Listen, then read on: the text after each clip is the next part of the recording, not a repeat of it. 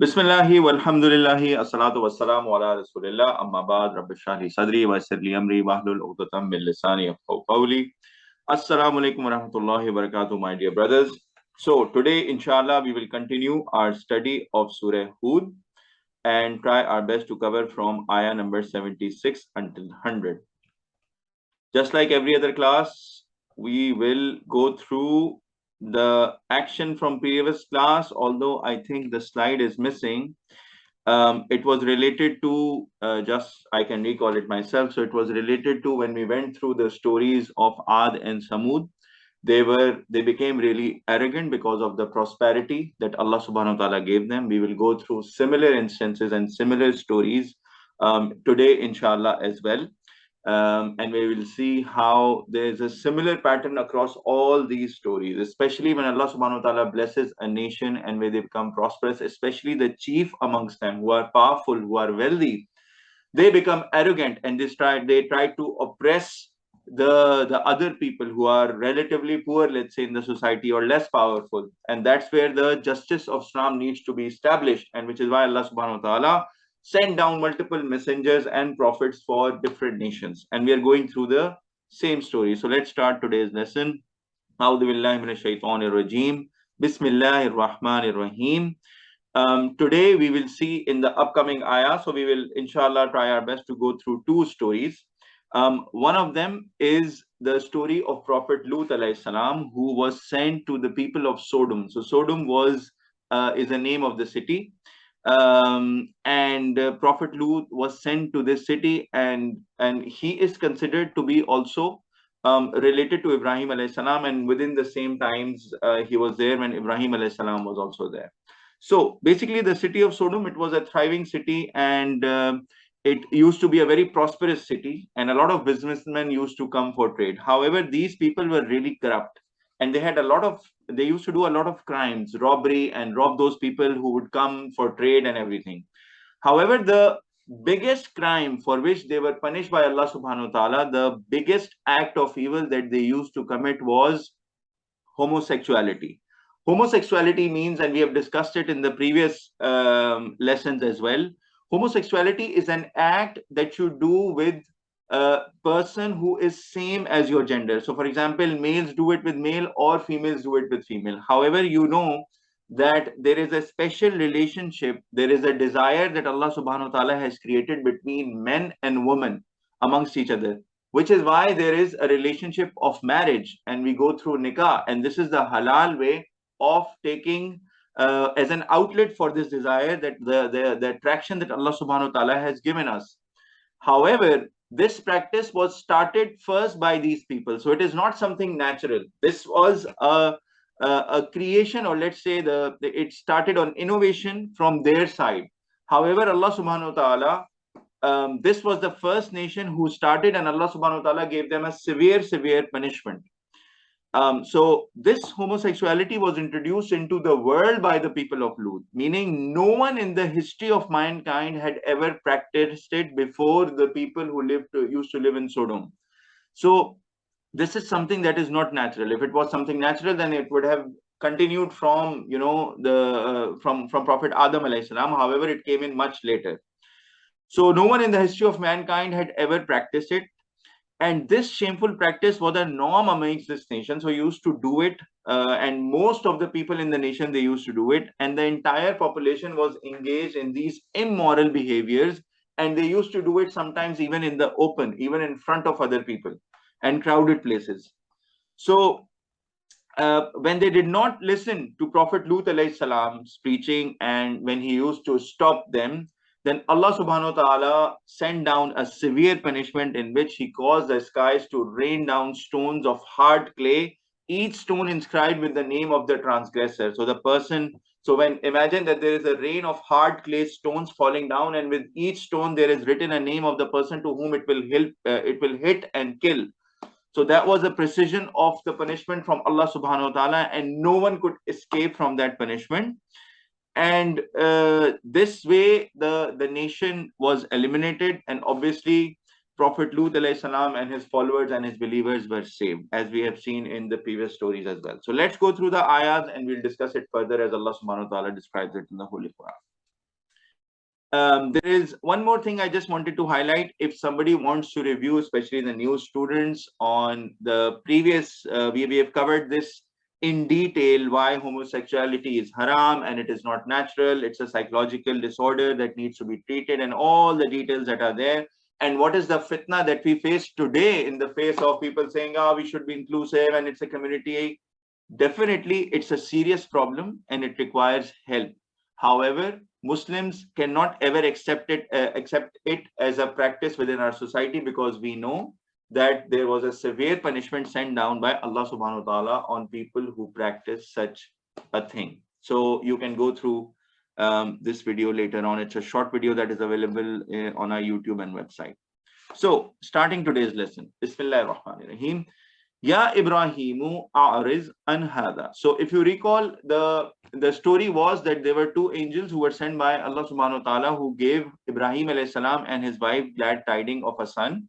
And at that same point in time, they also informed that they're going to the people of Sodom, or to Lut alayhi salam's nation, in order to give the punishment. So Ibrahim alayhi salam, being the kind-hearted as he was, he tried to intervene, that, is it necessary or should it be done? And he tried to intervene and say if it can be delayed, the punishment, because of his nice and caring nature. So here Allah subhanahu wa ta'ala, in a very polite manner, is saying, O Ibrahim, turn away from this. Or basically Allah subhanahu wa ta'ala is saying that, O Ibrahim, do not intervene. So this is a matter that Allah subhanahu wa ta'ala has decided. Ya Ibrahimu a'riz an hada. O Ibrahim, turn away from this. Innahu qad jaa amru rabbik. Indeed, it is certainly that has come as the command of your Lord, command from your Rabb. So this is something that will get implemented. Wa innahum atihim adabun ghayru mardud. And a severe punishment will come on them that cannot be reversed now. So Allah subhanahu wa ta'ala has decided, and this nation, based on what they are doing, they will be destroyed and a severe punishment will come to them. وَلَمَّا جَاءَتْ رُسُلُنَا لُوطًا سِيءَ بِهِمْ وَزَاقَ بِهِمْ ذَرْعًا وَقَالَ هَذَا يَوْمٌ أَسِيبٌ. And when came our messengers, meaning those two angels, when they went to Lut alayhi salam, to Lut, he was distressed, he was unhappy for them, and felt straitened for them and uneasy, and said, this indeed is a distressful day. Now, these two angels came in as beautiful young men. And you know the practice of the people of Lut alayhi salam, and those the people who used to live in Sodom, the city. So Lut alayhi salam was now worried. So initially he did not know that they are messengers from Allah subhanahu wa ta'ala. He thought that they are travelers and they are his guests. However, he was worried that if his nation sees them, then probably they'll capture them and also perform the same practice that they used to do with other men. So now he was a bit distressed, because he was feeling weak, that he will not be able to protect them, because obviously the people, as we have seen before, they were in majority and they could easily overpower him and take away the two guests that, he initially thought that they are guests, because he did not know that they are messengers from Allah subhanahu wa ta'ala. So he became a bit distressed. He was like, it will be a very, he was thinking it will be a very bad day, distressful day, because these two young men have come in as travelers, and now my nation will also attack them and try to do the same cruelty to them as well. وَجَاءَهُ قَوْمُهُ يُهْرَعُونَ إِلَيْهِ. And came to him his people rushing to him. So now their people, the people of Sodom who used to do this bad practice, they came rushing in as if they were overtaken by something. They were overtaken by their desire now, because they heard. So it is being also said by some historians that the wife of Lut alayhi salam informed some of the people. So she knew some of the people in the tribe, and she told them that there are two very good looking men who have come. So, in case you guys want to take them and all of that. So, which is why those people were informed that there are two young men who have come in, and they came in, overcame by their desires. They came in as if rushing in, they could not control themselves, and there are many people. وَمِنْ قَبْلُ كَانُوا يَعْمَلُونَ السَّيِّئَاتِ. And before, they had been doing the evil deeds. So they have been performing all these bad deeds as well. قَالَ يَا قَوْمِي قَالَ يَا قَوْمِي هَؤُلَاءِ بَنَاتِي هُنَّ أَطْهَرُ لَكُمْ فَاتَّقُوا اللَّهَ وَلَا تُخْزُونِي فِي ضَيْفِي. So he said to his people, oh my people, these are my daughters, they are purer for you. So basically what he means is that there are females in our nation, the daughters of our nation, because he was obviously the he was the prophet who was sent, so he was seeing the females in their society as all of his daughters. So he was suggesting that why are you going and fulfilling your desire with men while there are daughters, there are females that are available for you. These are pure for you, and this is the natural way that Allah subhanahu wa ta'ala has declared for you. So he's saying these are pure for you. So fear Allah subhanahu wa ta'ala and do not disgrace me concerning my guests. So you have come here to take out your desire and perform this evil practice with these men who are my guests. So he tried to warn his people, and he reminded that, you still have females, we have females in our society, that you can take your desires out. Alaysa minkum rajulur rashid. Is there not among you a single one, is there not even a single straight guy or a single right person who will listen to me? So now he's calling out to them, and he's now, this is, if you can see the moment of desperation that he's calling out and saying, there's not even a single rightful person who understands this, who will not do this, who will stop the people with me on doing such a crime and such a heinous act, because he understands that, Allah subhanahu wa ta'ala, it's a severe direction from Allah subhanahu wa ta'ala that this practice should be stopped. Qalu, now look at their reply. What did they say? Laqad alimta ma lana fi banatika min haqq. They said, verily you know that we do not have any right, we don't have any desires for your daughters, meaning the females that are around us within the city. Wa innaka lata'lamu ma nurid. And indeed you surely know what we want. So they are now recalling Lut alayhi salam and reminding him that you already know what we desire. You know that we are not interested in females. We are not attracted to females. So we want to just perform this act. So do not stop us. قال لو أن لي بكم قوة أو آوي إلى ركن شديد. He said, if I had that power over you, or I could take refuge in a strong support. Now it's like Lut alayhi salam is thinking he will be overpowered. Now he's thinking, if only I had power to stop you, or if I could just get a strong support that can help me to stop you from doing this act. Now he's also feeling a bit weak. Qalu ya Lutu inna rusulu rabbika. Now the messengers, they told Lut alayhi salam, they said, oh Lut, we indeed are messengers of your Lord. So now they are trying to reassure him. And now these messengers, the two young men, they are now telling Lut alayhi salam, do not worry, we are coming as messengers, meaning as angels from your Lord.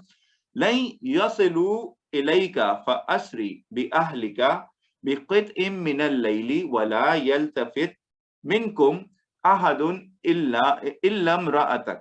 So what did they tell them? That we are indeed messengers from your Lord, or we will bring in this punishment from your Lord to them. They will never reach you. So travel with your family in part of the night. So basically these men, it is said that the people who came in to attack these two young men, they said that now we will come in the next morning and take these two guests away from Lut alayhi salam. So they went away. Now Lut alayhi salam was worried, what should I do? So these messengers, they declared themselves to Lut alayhi salam that we are angels sent from Allah subhanahu wa ta'ala for punishment. What you need to do is take your family with you in one part of the night, and let not look back any one of you. So do not look back, because, and if you see, this is a pattern as well. Even the other messengers the other messengers was also told that do not look back, and you should just keep on going, because when a punishment is given from Allah subhanahu wa ta'ala to its people, it's a very scary scene. The punishment is very severe. So do not look back, any one of you, except your wife. Now here, the wife of Lut alayhi salam, she had evil intentions. So here the messengers told already Lut alayhi salam that your wife, she will not be saved. Innahu musibuha ma asabahum. Indeed, what will strike them will also strike her. So the punishment that your nation will receive, your wife will also receive. This brings us to the same point that we discussed in the previous classes, that it does not matter to whom you belong to, what you're related to. This is wife of a prophet, let's say, but still she's being punished. Why? Because her own actions are not in line with the teachings of Allah subhanahu wa ta'ala, the guidance of Allah subhanahu wa ta'ala. So it is not given for us. We belong to a Muslim family, we are this privileged family and all of this, we believe we will always go to Jannah. No. Here again, another case, when the wife of a prophet is being punished because she herself did not follow the guidance. So we should not take it for granted that yes, we are Muslims, we will eventually go to Jannah. No, we have to follow the guidance individually ourselves. Inna maw'idahumus subh.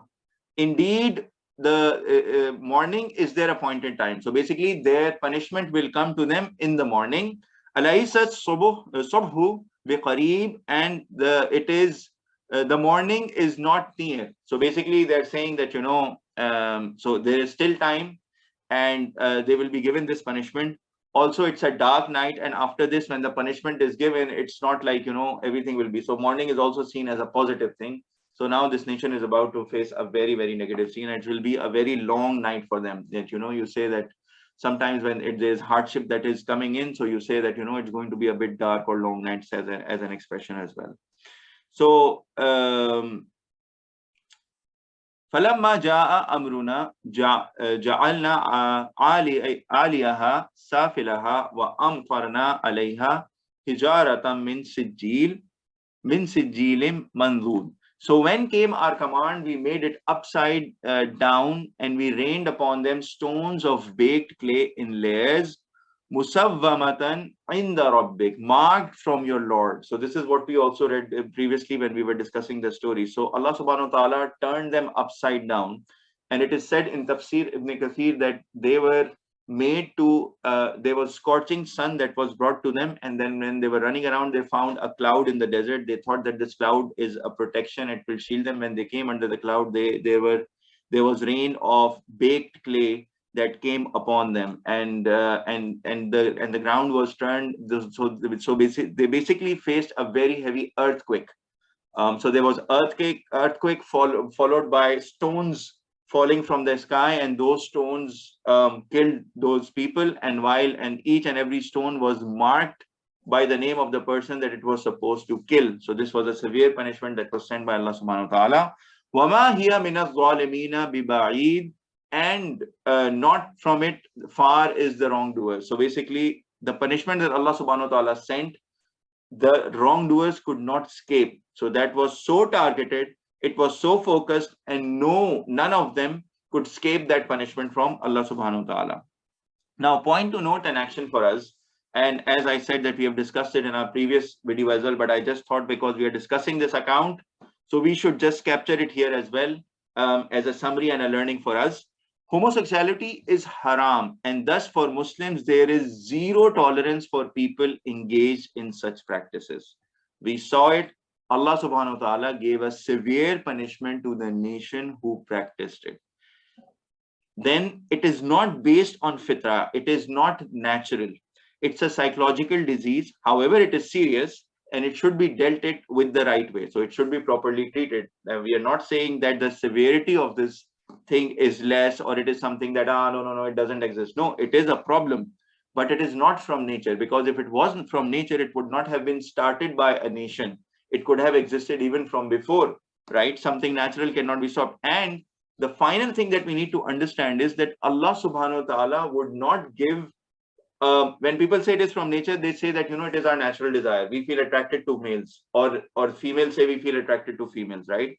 But if it was from nature, then Allah subhanahu wa ta'ala would have given, if it was from nature, Allah subhanahu wa ta'ala would have given a halal outlet for it. Just like marriage is a halal outlet, where a male and female form that relationship, special relationship, and they fulfill each other's desire via their spouses. So that is a halal outlet. Nikah is a halal outlet. And Allah subhanahu wa ta'ala, if it was something that he would have given as a natural desire, then he would not say it wrong or punish the entire nation as a huge punishment. This in itself is a proof that this is something that is not part of nature. It was invented by the people of Sodom, and it is something that is not naturally occurring. And it is something, however, yes, it is a problem. It should be treated, and these people should be cured. But it is not that is something natural. And because if there is something natural, Allah subhanahu wa ta'ala gives a halal outlet for it. And that is the justice of Allah subhanahu wa ta'ala. Because it's not like Allah subhanahu wa ta'ala will test us with something impossible. So, okay, fine. So there's a desire that you have been given. However, you cannot fulfill it. If you recall, we went through the list of desires that men have. And with each list of desires, Allah subhanahu wa ta'ala told us that there are halal ways to fulfill all of these desires. And Allah subhanahu wa ta'ala.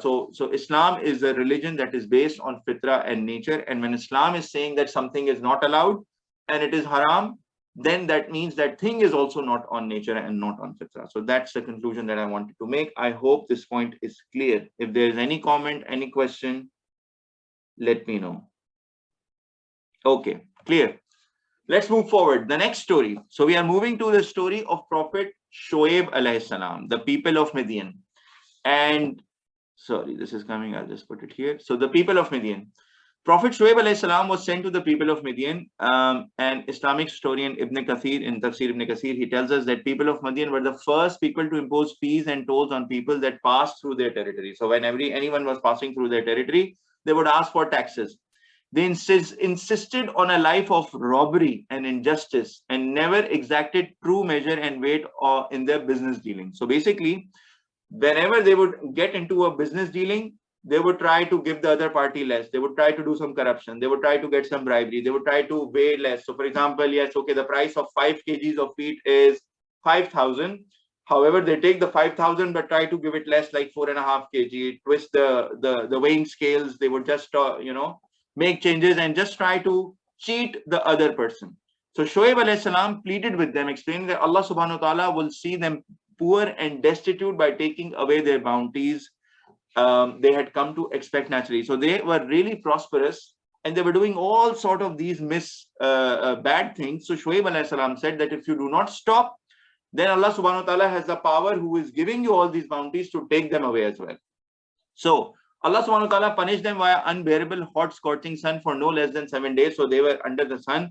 They tried to cool down by using water, but it wasn't to any avail. They escaped into the desert and they found believed to be relief under a dark and glooming cloud that came in. However, the cloud rained drops of fire and the earth, and they were also faced by an earthquake. So if you recall the punishment of the people of Sodom, it was a rain of clay, hard clay stones that came in hitting and killing them.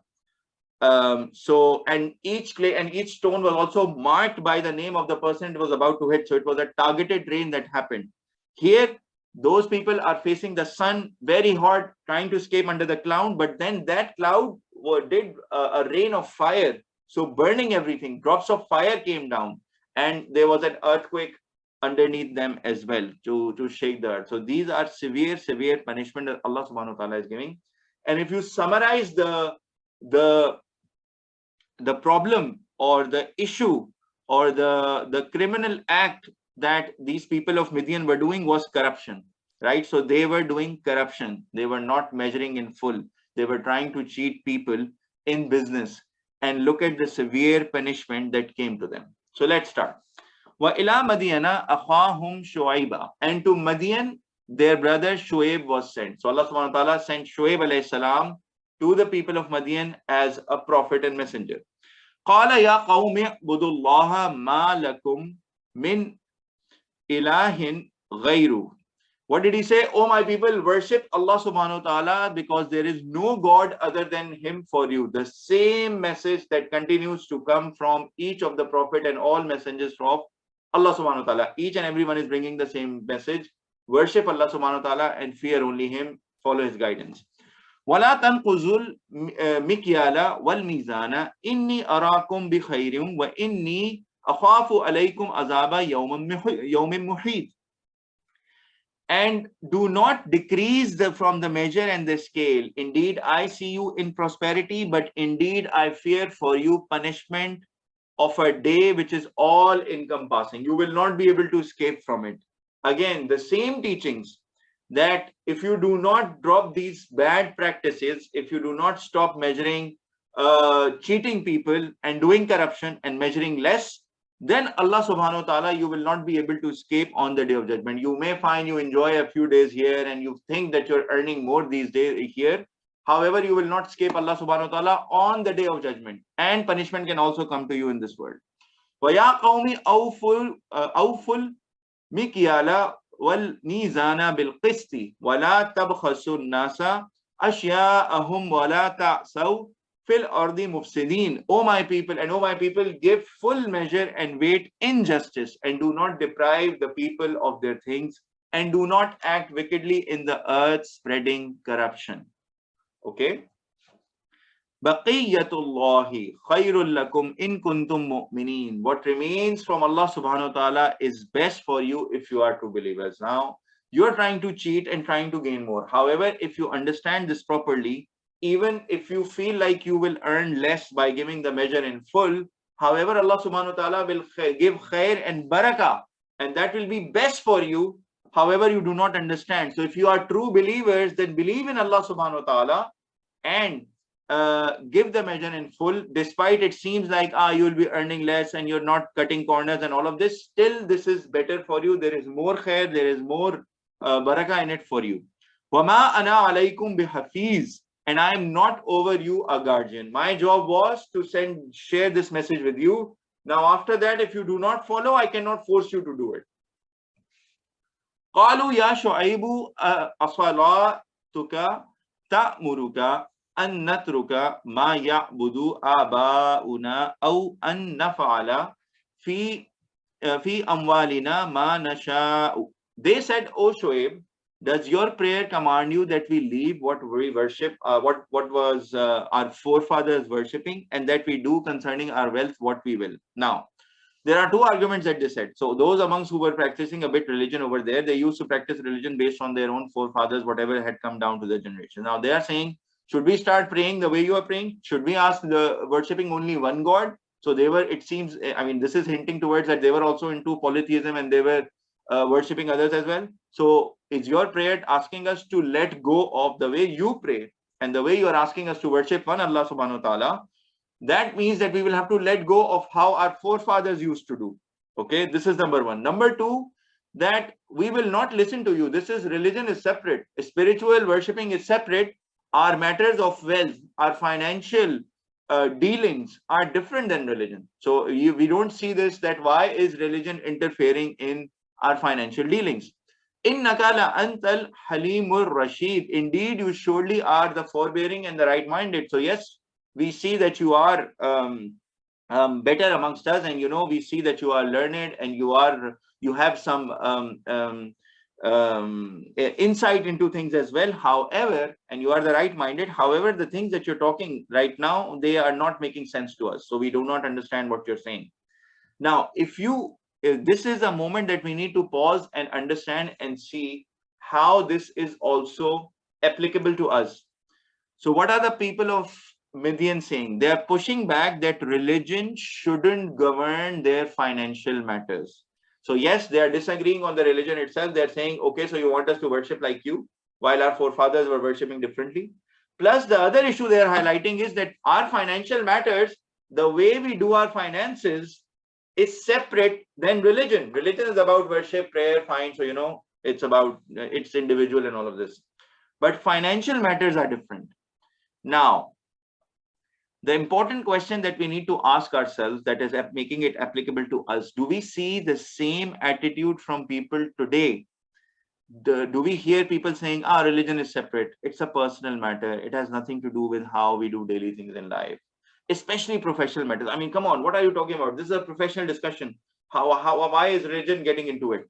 So you see a lot of this people saying. Do you guys agree? Anybody who wants to share a point of view? Should religion be separate from all the other matters or financial matters? Or do we have to follow guidance across all? Sir? Yes, please go ahead, Can I Ahmed. speak? Okay. So religion has to come into everything. So if there wasn't religion, there wouldn't be any business, because religion shows you how to do business, because then your business could be haram if you want, if religion wasn't linked to it. Excellent answer, Ahmed. Jazakallah khairan. Aziz, your hand is raised. Please go ahead. So I think that Islam should be integrated into every part of society and with yourself, because Islam is not really a religion; it's a way of living life. Is because it's the best way to live life. So that's why Brilliant answer. Yes. Sorry, Aziz. Go ahead. so I'm saying that's why you should follow like it in your whole life, because you get benefits in this life and in the next life by following Islam to the fullest. Thank you so much. Jazakumullahu khairan, both Ahmed and Aziz. Brilliant answers. And yes, Islam is a complete way of life with detailed guidance from Allah subhanahu wa ta'ala on every aspect of individual. So how an individual should live his life, as well as collective lives, meaning the society, the justice system, financial system, social system.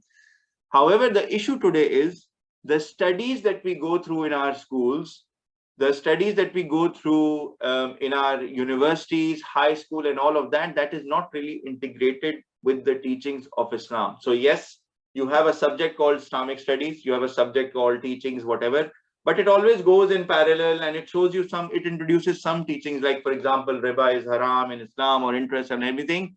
However, when you go into the universities and you go into the financial, when you take some financial courses and accounting and all of that, because it is not really truly integrated, which is why this conflict continues. So there is a need that in a country where, let's say, a truly like a Islamic system or a Sharia compliant, let's say, laws are in place and Sharia is truly implemented, there as well people will realize the benefits of the financial system, the social system, the economic system, and the individual, how it should be implemented.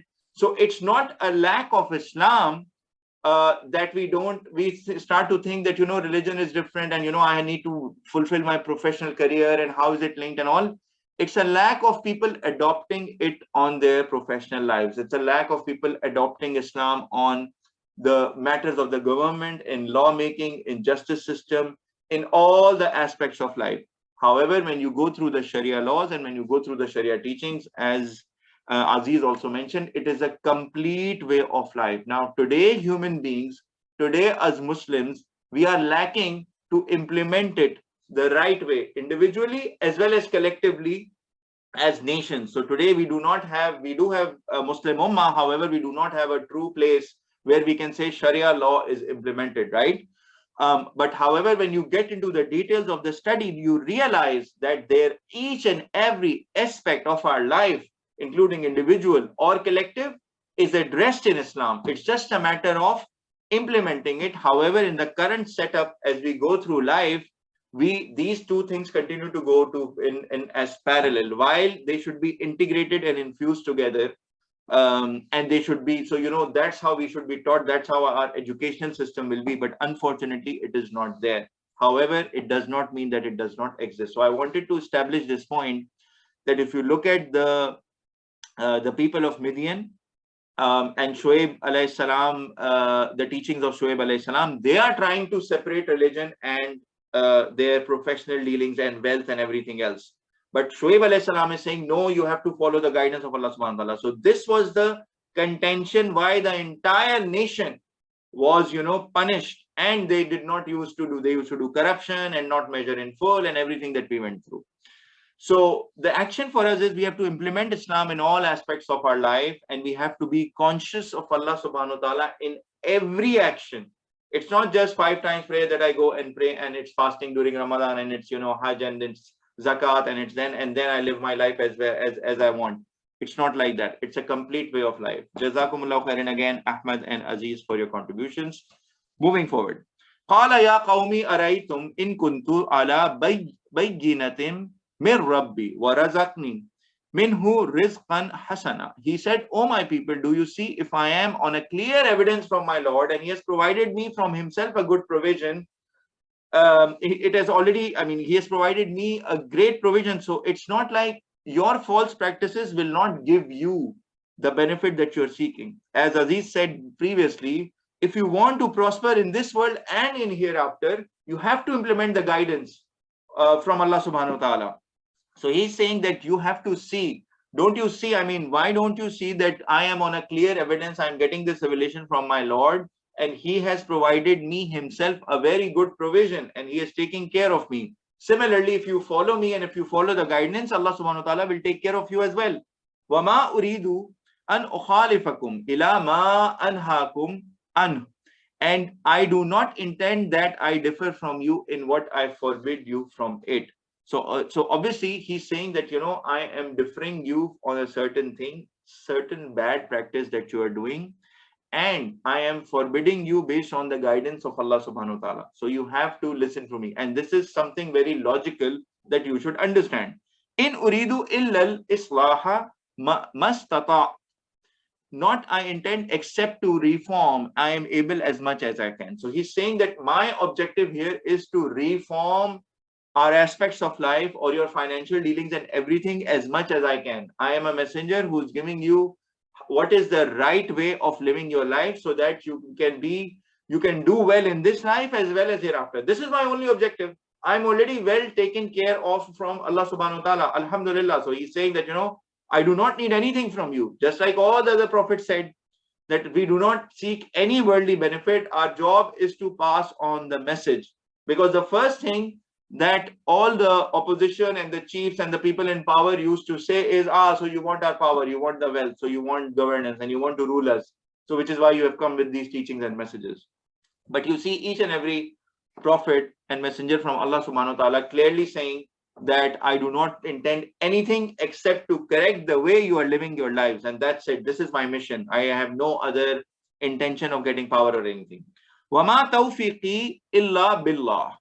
And not is my success except with Allah subhanahu wa ta'ala. So I will only succeed in my mission as much as Allah subhanahu wa ta'ala wants. So he is now putting his even his fate into Allah subhanahu wa ta'ala's discretion, that yes, if Allah subhanahu wa ta'ala will want, I will succeed and I will be able to convince you. Alayhi tawakkaltu wa ilayhi unib. Upon him I trust and to him I will return. He has full trust and faith in Allah subhanahu wa ta'ala. And he's saying, I'm not afraid of your responses. I'm not afraid of your opposition. However, my job was to convey to you the right way of living your life and your financial dealings and give your measures in full and everything. And I will only succeed based on what Allah subhanahu wa ta'ala, how much he wants us to succeed and how many people he would be giving guidance to. وَيَا قَوْمِ, and O my people, لَا يَجْرِمَنَّكُمْ شِقَاقِي أن يصيبكم مثل ما أصاب قوم نوح أو قوم هود أو قوم صالح وما قوم لوط منكم ببعيد.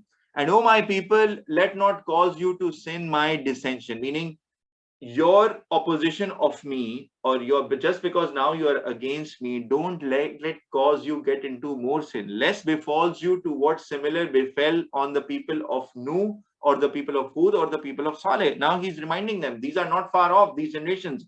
And a lot of the signs that we see today were also in front of them. The people of Midian could see the signs of the nations of Ad and Samud. So they were so they could see it. So now he's trying to remind them, and even the nation of Nuh, they had heard the story. So now he's reminding them of all the other nations who were given these punishments, and he's saying, just because you want to oppose me or because of you do not agree with me, don't get into the same trap of the other nation. So you have them as examples in front of you. Do not get into the same trap and face severe punishment from Allah subhanahu wa ta'ala. وَمَا قَوْمُ لُوطٍ مِّنْكُمْ بِبَعِيدٍ. And the people of Lut are not far off from you, the city of Sodom. So this is, they were also very close by. So he's saying that you also have seen what happened to them. They did not listen to the prophet. They did not follow the guidance of Allah subhanahu wa ta'ala, and see what happened to them. And I don't want the same to happen with you. Shiqaq here, the word that is used as an opposition here, shiqaqi, if you see the first line, there is an explanation in the Tafsir that I wanted to share as well. Shiqaq, that is separation, enmity, anger, or opposition. So these people, his people, were now opposing him. So because of your disbelief in the oneness of Allah, which is monotheism, and your worship of the idols, and your defrauding of the people in their things, and your giving of short measure and weights to the people, these are all the reasons that are making you to oppose me and be angry with me. However, it can lead to a very severe fate or severe punishment from Allah subhanahu wa ta'ala, like it was faced by the other nations, the 3-4 nations that are just mentioned, and we also went through their accounts. So what is he asking them to do? وَاسْتَغْفِرُوا رَبَّكُمْ, and ask forgiveness of your Lord. Whatever you have done, whatever sins that you have done, whatever wrongdoers you have done, if you ask forgiveness from Allah subhanahu wa ta'ala, he is the one who forgives. وَاسْتَغْفِرُوا رَبَّكُمْ, and ask forgiveness from your Lord. ثُمَّ تُوبُوا إِلَيْهِ, and then turn in repentance to him. Go back to him and say sorry and say, I will not do it again. So turn into repentance and ask for forgiveness from Allah subhanahu wa ta'ala. Inna Rabbi Rahimu Wadud. Indeed, my Lord is the most merciful, most loving. The reason why he is sending a messenger is because he wants to give you a sign. He wants you to come back. He doesn't want to punish you. He is the most loving. And again, a nation is about to be destroyed, but look at the love, the mention of this love, the mention of care, the mention of mercy of Allah subhanahu wa ta'ala, just to remind them that yes, there is a way that you can salvage yourself. You can come back. You can avoid the punishment. قالوا يا شعيب ما نفقه كثيرا مما تقول وإنا لنراك فينا زغيفا. They said, "Oh Shoaib, we do not understand much of what you say. Indeed, and surely we see you amongst us weak." And it is said that, Shoaib alayhi salam, in some of the stories, they've quoted that he was blind and maybe he had grown older.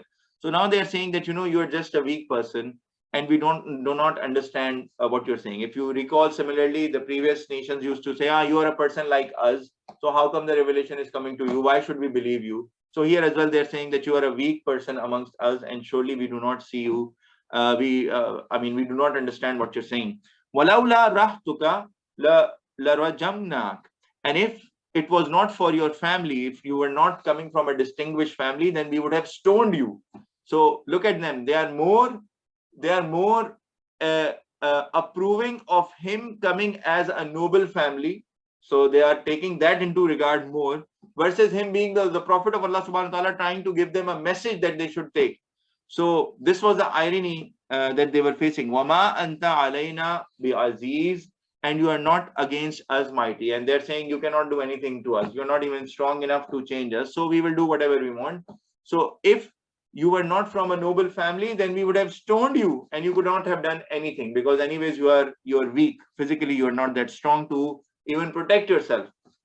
Now the response of Shoaib alayhi salam. Qala, he said, Ya qawmi, O my people, Arahti a'azzu alaykum min Allah. Is my family mightier on you than Allah subhanahu wa ta'ala? So basically you think that I am coming from a noble, strong family, so which is why you will not stone us. And you think that they are more strong, their reputation is more strong, they are physically more strong than Allah subhanahu wa ta'ala. So how are you even comparing my family and that status versus the word of Allah subhanahu wa ta'ala that I am bringing you? There is not even a comparison. So you are wrong. I mean, if you think that you are leaving me just because of my mighty family, imagine the strong and might of Allah subhanahu wa ta'ala. وَاتَّخَذْتُمُوهُ وَرَاءَكُمْ زِهْرِيًّا. And you have taken him behind your back. So you're not even considering that part, the might of Allah subhanahu wa ta'ala. Inna Rabbi bima ta'maluna muhit. Indeed, my Lord is all encompassing of what you do. He has you, all of them, all of you covered. He has might all over you. He has strength that he can do whatever he wants with you. He can give you a severe punishment.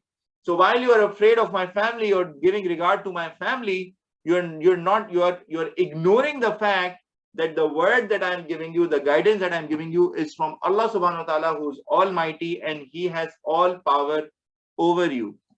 So this doesn't make sense. He's trying to still convince them. Waya qawmi, and O my people, Waya qawmi malu ala makanatikum inni amil. And O my people, work according to your position. Indeed, I am working. Do whatever you want. Fine. So you are not listening to me. You do whatever you want. I will continue to do what I am doing. I am a messenger of Allah subhanahu wa ta'ala. My job is to give the message. Sawfa ta'lamun, soon you will know, man ya'tihi azabun yukhzihi wa man huwa kazib. On whom will come a punishment that will disgrace him and who was a liar or who is a liar. So you will see, fine, you do whatever you want. I will continue to do my job. Soon Allah subhanahu wa ta'ala will decide amongst us who was right, who was wrong, whom the punishment will come and who was speaking a lie as well. So wartaqibu inni ma'akum raqib, and watch, indeed I am with you a watcher. So let's now wait and see. Allah subhanahu wa ta'ala will decide the matter amongst us. وَلَمَّا جَاءَ أَمْرُنَا نَجَّيْنَا شُعَيْبًا وَالَّذِينَ آمَنُوا مَعَهُ بِرَحْمَةٍ مِنَّا وَأَخَذَتِ الَّذِينَ ظَلَمُوا الصَّيْحَةُ فَأَصْبَحُوا فِي دِيَارِهِمْ جَاثِمِينَ. And when came our command, we saved Shuaib and those who believed with him, but by a mercy from us, and seized those who wronged with a thunderous blast. Then they became in their homes fallen prone. So a thunderous blast came to them, and they were all fallen over their backs as if they are just, in prostration, and they're just falling over face down as if they never existed. This is how Allah subhanahu wa ta'ala destroyed them with a thunderous blast. كَأَلَّمْ يَغْنَوْا فِيهَا, as if they had never prospered therein, as if they had never lived therein. So Allah subhanahu wa ta'ala completely changed the face of the entire nation. Allah bu'dal li Madiana kama ba'idat Thamud. So away with Midian as was taken away the Thamud. So now the matter of the people of Midian was decided as it was decided for the other nations and the nation of Thamud. So here the point to note for us, and it is very important, I just need all your attention, is Allah subhanahu wa ta'ala punished the people of Midian because of corruption. So first thing is, obviously they were not following Allah subhanahu wa ta'ala's command, and they were not worshipping him, and they were polytheists. However, the big issue was corruption. They were not giving full measure, and they were stealing from others, and they were not fulfilling their commitments. Now, as a lesson that we should take as well, right? Because this Quran is not just talking to those people, it's not just talking to the people at the time of the Holy Prophet Muhammad sallallahu alaihi wasallam, as well as his companions, as well as the mushriks of Makkah. Allah subhanahu wa ta'ala is giving all these examples for them, but it is also talking to us. So if we look into ourselves, do we see this around us today? What do you guys think? Are people corrupt? Do people hoard goods? Do people mix food stuff and do adulteration? Do we weigh less? What do you think? Is this also happening in our society on a broader basis? Or do you think we are all Yes, sir. Sir, can I say? Yes, Ahmed, please go ahead. Sir, like from the floods in Pakistan, the Prime Minister, he has a lot of money, but he's not using all of it. He's not putting his full effort. So that's one of them. There's many others, like America, for example. There's loads of countries like this where there's corrupt leaders who come into rule. Sure. The thing is that we do not know what is going inside people's hearts. Yes, we see and we see some messages, we see media shares a lot of information with us. However, we don't have any way of verifying. There are people who are termed as corrupt. They're like corrupt politicians, and there are some honest politicians, and all of these things. We don't know what is right, what is wrong, really. However, your point is right. So the point that you have raised is that there is a lot of corruption around us, and it's not just even the ruling elite and the key people. However, corruption also happens at the lower ends of the society, because especially when you're ruling elite in the society, they are not honest, and they don't have a strong character, and then the people below, they get this feeling that then, oh, look at those big looters, look at those big people, they're doing huge corruption. Why should I then not save something for my family? But the important thing to understand here is all of us will go in our own graves, meaning all of us are accountable for our own actions. There is no justification for us to be corrupt, to take any bribes, to do any short measure, to do anything just because the rulers are doing it, majority of people are doing it, there is no one following it. There is no such thing. This is not an excuse in front of Allah subhanahu wa ta'ala. The moment we die, our day of judgment will start, our accountability will start. We will be accountable for our actions. So as you guys grow up, and as you guys get into your jobs, and you start to earn based on different, you do your own job, you do your business, whatever you do, the point is you have to protect yourself from evil, from corruption. You cannot think because everyone is doing this, so I should also do it. Remember the discussion that we have had, that we should try to be amongst the few people. Quran says most of them will not understand except a few, most of them except a few. So this is the narration that you will find multiple times in Quran. So we have to make sure that we are amongst those few who are not following the majority who is doing wrong. So, and there was a severe punishment that came on corruption with the people of Midian. And we don't know, even today, we don't realize a lot of the committees, a lot of the things that we face from Allah subhanahu wa ta'ala maybe is a form of punishment, and Allah subhanahu wa ta'ala is trying to remind us to get back on track, As individuals, we can take actions, and yes, we can criticize wrong actions of others as well, but the first job that we have to do is make sure we are on the right path. We are not following into this trap, because all of us will go into our own graves. There was a raised hand I saw. Is there a comment? Is there a comment from any one of you, or was it raised by mistake? Okay, fine. Let's continue. By the way, if you have any question, any comment, you can unmute yourself, you can ask, you can raise your hand, not an issue. Okay, good. So I have another question that I want to ask, and this came in this story a couple of times. Shoaib alayhi salam also said, yes, Taha, you have a question or a comment. Your hand is raised. Please go ahead. Actually, I have an answer to this question. What is the meaning of not giving full measure? Excellent. Go ahead, Taha. Please go ahead. The meaning of not giving full measure is that you manipulate the scale into giving like heavy, to give a more weight so that you can get more money and stuff. Brilliant answer, Taha. You're right. That's the meaning. So basically, you tweak the scale. You're trying to cheat a bit, give a bit less, and then and then you try to earn more. You think that you have cheated the other person, and you have oversmarted the other person. So that's the meaning. Who else wants to take a shot? What is the meaning of not giving full measure? Do you think it is just about the weights? This statement, not giving full measure. Do you think it's just about measuring on the weight? So only the people like hawkers, or the people are in the grocery stores, or these people are being addressed here? Anyone thinks anything other than just the weighing and all of this, not giving full measure? Yes, sir. Yes, go ahead. Sir, it could be about the quality of the product. So Okay. like if somebody is selling like some packet of food that could be expired, or there could be some problem in it, like there could be a rock in it which makes it heavier. So it's not just about the quantity, it's about the quality too. Excellent point, Ahmed. Even I did not think of it. Jazakallahu khairan. Very good point. So the product could be, you could have mixed something, and you could have added a heavier thing just to increase the weight of it and get more money. So the product could be adulterated as well, like mixed in with something that is not supposed to, and you're just trying to deceive the other person and again outsmart the other person. However, now I want you guys to focus on me. So whenever something happens, let's say there is a person who came at a grocery store and he asks, I want this kgs of potatoes. And the person says it is for 100 rupees or riyals or dollars or whatever point is. I mean, let's say it is for 100. So this person came in and gave in 100 for, let's say, 1 kilo of potatoes. Now, if the other person is not weighing them right, and he gives him not 1 kilo, but let's say 900 grams. So he tried to save the 100 grams.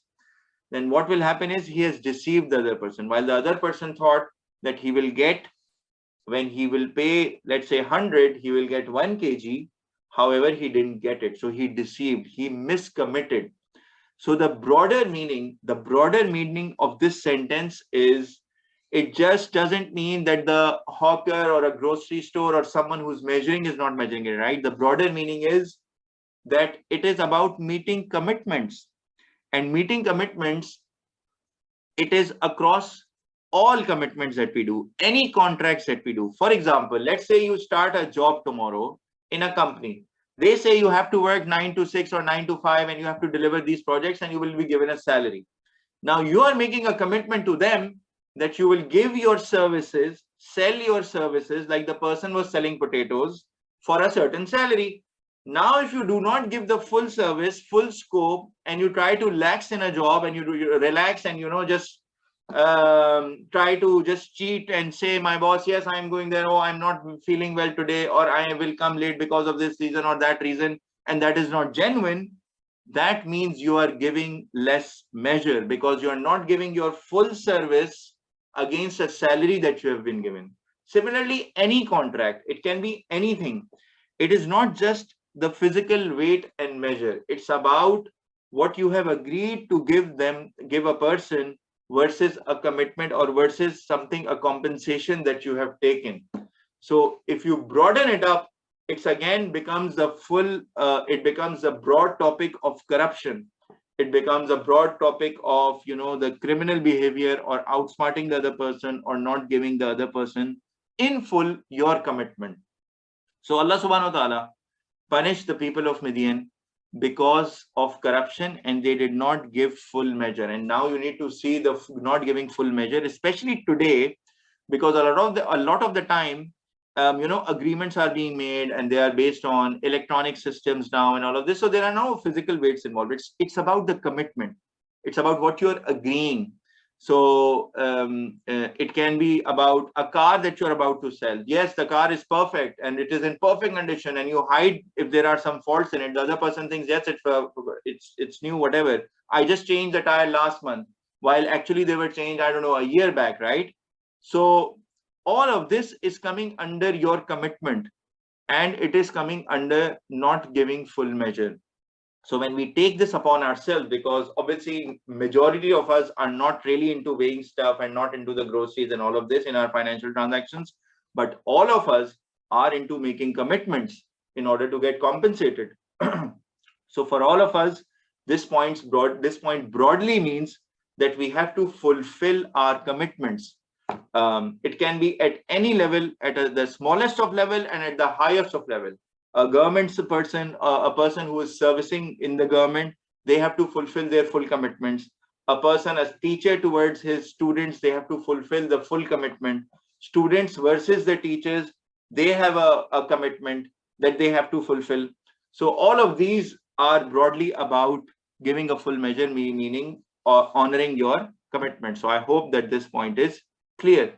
Last 4 ayahs, and Alhamdulillah, we are on time today. وَلَقَدْ أَرْسَلْنَا مُوسَى بِآيَاتِنَا وَسُلْطَانٍ مُبِينٍ. And certainly we sent Musa with our signs and a clear authority. And Musa alayhi salam was sent to Firaun. إِلَى فِرْعَوْنَ وَمَلَائِهِ فَاتَّبَعُوا أَمْرَ فِرْعَوْنَ. And to Firaun and his chiefs, but they followed the command of Firaun. So instead of listening to Musa alayhi salam, his chiefs and majority of those people who were under Firaun out of his fear, they followed the command of Firaun. وَمَا أَمْرُ فِرْعَوْنَ بِرَشِيدٍ. And Firaun's command was not right. So that was not the right command to follow. They should have followed Musa alayhi salam. يَقْدُمُ قَوْمَهُ يَوْمَ الْقِيَامَةِ فَأَوْرَدَهُمُ النَّارِ. He will precede his people on the day of resurrection. He will be leading them. He will be at the forefront, and he will lead them into the fire. So when they listened to Firaun, because he was powerful and they were fearful, they may be fearing him. Oh, he's powerful, I should listen to him and all of this. He will lead them into fire. Again, you can apply this situation to anyone who is trying to lead you in the wrong direction. So if somebody is leading you into a direction that is against the guidance of Allah subhanahu wa ta'ala, most probably they are leading you into fire. Your friend, it's time for prayer. No, let's continue playing. Let's continue gaming. We're watching a movie. Let's, forget it. I mean, we'll pray later on or tomorrow or whatever. We don't need to, or something like that, or any other thing that they lead you to, something that is not in line with what Allah subhanahu wa ta'ala wants us, something dirty that they want you to watch. Yeah, let's watch it once. Come on, once won't happen anything. So these people are leading others into the fire that Allah subhanahu wa ta'ala has prepared, because you're not listening to the commandments of Allah subhanahu wa ta'ala, but you're listening to the Firaun. And Firaun for us today can be anyone who overpowers us. So it can be our friend who utilizes our similar desire, same young friend, and he guides you. Brother, cousin, sister, whosoever, online, offline, social media, any influence that overpowers you and leads you to hellfire is a Firaun for you. And you have to make sure that you're not following the Firaun who can overpower you, but you are trying to lead your life with the guidance of Allah subhanahu wa ta'ala. So very important point to note as well. وَبِئْسَ الْوِرْدُ الْمَوْرُودُ. And rest is the place to which they are led. So this is the worst place possible that they can lead you to, which is hellfire, because that's where they will live forever. وَأُتْبِعُوا فِي هَذِهِ لَعْنَةً وَيَوْمَ الْقِيَامَةِ. And they were followed in this by a curse and on the day of resurrection. So they also suffered in this world, they were cursed in this world, as well as on the day of judgment, they will be facing a severe curse and humiliation from Allah subhanahu wa ta'ala, and then they would be repenting if only we could go back. Be sir rifdul marfood. Rest is the gift which will be given to them. Here Allah subhanahu wa ta'ala is using a sarcastic tone of a gift, like, yes, so they will get a gift which will be the worst possible gift of all, because they were listening to the Pharaoh and not to Allah subhanahu wa ta'ala. Last ayah for today, inshallah.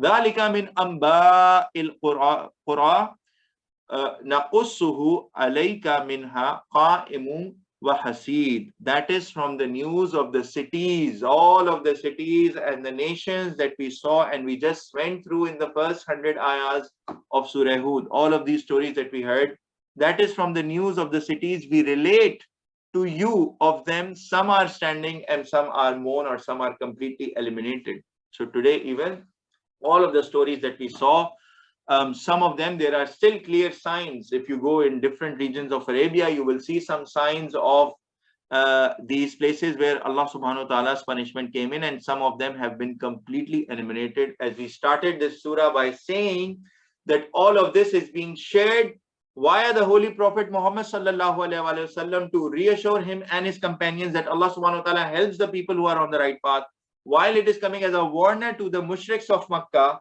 who are disbelieving and opposing the Holy Prophet Muhammad sallallahu alaihi wasallam to take heed, otherwise they will face a severe punishment. And it is also coming for us as a message, because Quran is until the end of time relevant for people. So it is for us as well to course correct ourselves, otherwise the punishment of Allah subhanahu wa ta'ala can come to us also, and it comes in different forms. It's just a matter of realizing for us. We don't realize actually. The punishment can come in this world as well as in the day of judgment. Definitely Allah subhanahu wa ta'ala will hold all of us accountable. The three actions from today's class. Number one, homosexuality is haram, and thus for Muslims there is zero tolerance for people engaged in such practices. Allah subhanahu wa ta'ala gave a severe punishment to the nation of Lut alayhi salam, the people who used to live in the city of Sodom, because they were into this evil practice of forming these relationships and fulfilling their desires with men while leaving their women. So the halal way of this relationship is men with women in a via a nikah or marriage relationship that happens. However, they were doing this wrongful practice. Men were fulfilling their desires via men, and when they were trying to be warned, they did not listen. Allah subhanahu wa ta'ala sent a curse, and two angels were sent down and Allah subhanahu wa ta'ala punished them with a severe rain of strong clay stones that came in, and each stone had written down marked the name of the person or the evildoer who was supposed to be killed. And another thing that we realize is that this practice is not based on Fitrah or nature, because it was started by the people of that city of Sodom. And if it was from nature, it would have started, or it would have happened even before as well, but it never happened.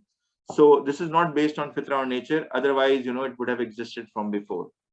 And Allah subhanahu wa ta'ala, once he gives something, if it was natural and coming from Allah subhanahu wa ta'ala, then he would have given us a halal outlet as well, like he has given us marriage between men and a male and a female.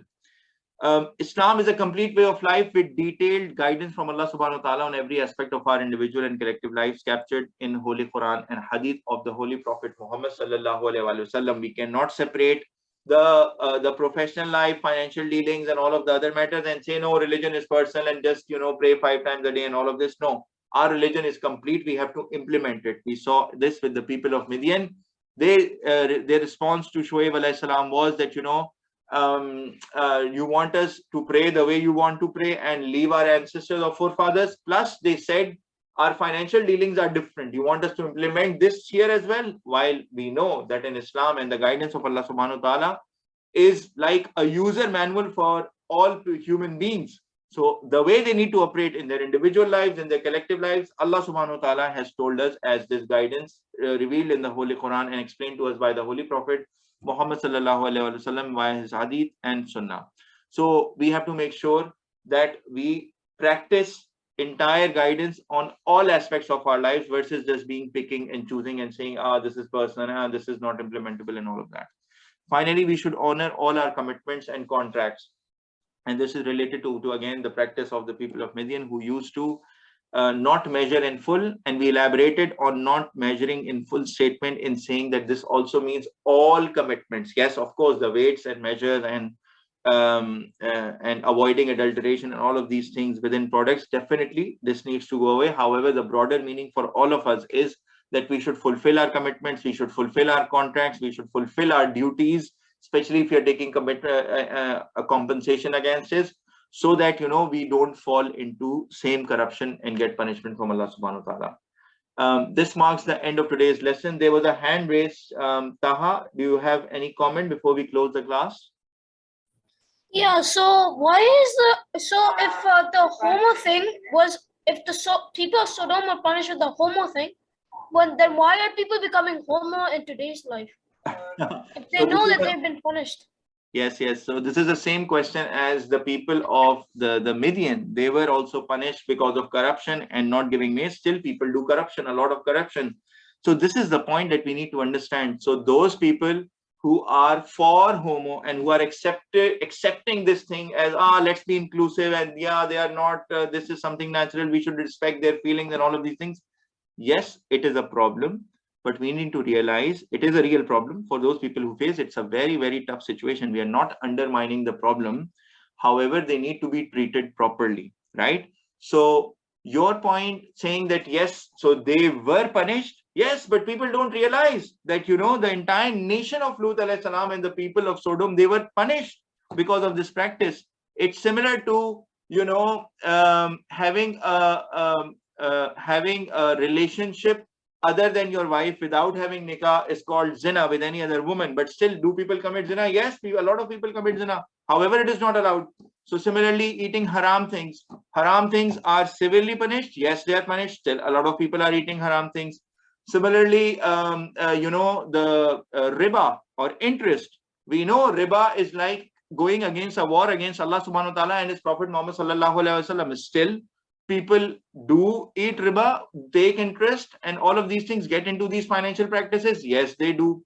So the point is what? We need to understand what is right, what is wrong. First, try to correct ourselves and then spread this message. This is a struggle that is ongoing until the day of judgment. There are people who are on the right path. There are people on the wrong path. While even understanding all the issues and all the punishments and knowing everything, still people stay on the wrong path. So it is for us, what is the action? For us, we have to understand what is right, what is wrong. Pray to Allah subhanahu wa ta'ala to enable and make the right path easy for us. Then guide our lives towards the right path. And whenever we face someone who is not on the right path, then we have to, in the right way, also spread the message to them that, listen, this is the right way. And you should be doing this and not doing this, which is why we are going through all of this study, which is why Allah subhanahu wa ta'ala revealed the Holy Quran and sent his messengers and sent the last Prophet Muhammad sallallahu alaihi wasallam to bring all of these teachings to us. It's a constant struggle between right and wrong until the day of judgment. Is it clear, Taha? Yes, it is. Thank you. Excellent. You're most welcome. Jazakumullahu khairan, all of you. We will just close today's class. Subhanakallahumma wa bihamdika ashhadu an la ilaha illa anta astaghfiruka wa atubu ilaik. Allah subhanahu wa ta'ala, you are pure from imperfection and all praise is due to you. I bear witness that there is none worthy of worship besides you. I seek forgiveness from you and return to you with your full obedience. Assalamu alaikum wa rahmatullahi wa barakatuh, my dear brothers. Inshallah, I will see you all next week, same time. Jazakallah khair. Wa alaikum assalam. Allah Hafiz.